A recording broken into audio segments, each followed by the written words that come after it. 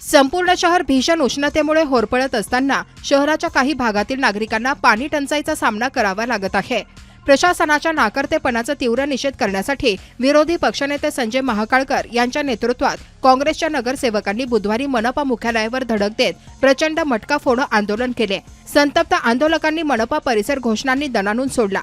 विरोधी पक्षनेते संजय महाकाळकर यांच्या नेतृत्वातील शिष्टमंडळाने महापौर नीता ठाकरे यांना निवेदन दिले। यावेळी आयुक्त डॉक्टर विपिन इटनकर उपस्थित होते। शहरात सध्या भीषण उष्णतेची लाट असून नागरिकांना पिण्याच्या पाण्यासारखी मूलभूत गरजही पूर्ण होत नाही।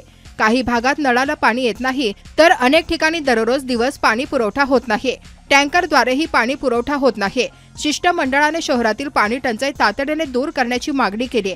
समस्या दूर करण्याचे आश्वासन महापौर व आयुक्तांनी दिले।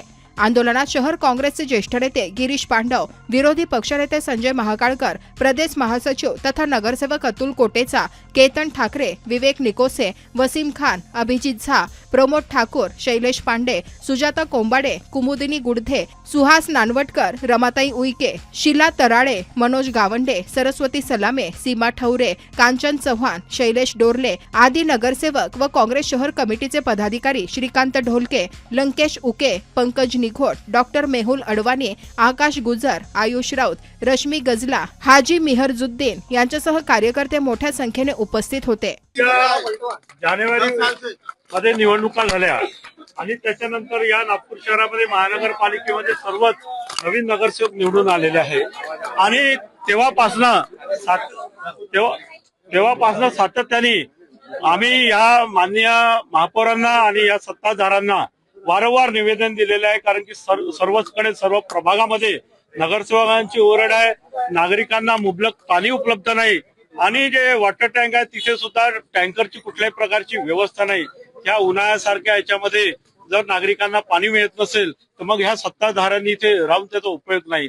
आम्ही ह्या सभागृहामध्ये सुद्धा पाण्यावरती विशेष सभा घेण्याकरता सुद्धा यांना निवेदन दिलं, परंतु कुठल्याही प्रकारची विशेष सभा सुद्धा यांनी घेतलेली नाही। त्याच्यावरून असं निश्चितपणानं जाणवतं की या नागरिकांना, या शहरातील नागरिकांना पाणी पिण्याकरता हे प्रशासन आणि प्रशासक यांना कुठल्याही प्रकारची चिंता नाही, म्हणून या शहरातील लोकांना मुबलक पाणी मिळावं याकरता आज या महापौरांचा घेराव म्हणून हे आंदोलन इथे आम्ही केलेलं आहे। भाई ऑनेस्टली नागपुर में घर ढूंढते ढूंढते एक चीज समझ आ गई, हर बिल्डिंग सेम स्टोरी, छोटे flats, crowded floors, Ziro privacy. फिर किसी ने मुझे ये जगह सजेस्ट की, सिद्धिविनायक एम्बेसी 10, जहाँ हर फ्लोर एक कंप्लीट होम है। यहाँ पूरा फ्लोर ही सिर्फ एक फैमिली के लिए है, मतलब एक फ्लोर एक ही होम, मतलब मोर स्पेस, मोर प्राइवेसी, एक proper luxury feel, spacious 3 BHK homes, हर बेडरूम के साथ बेल्कनी, नेचुरल लाइट और ventilation on point, smart features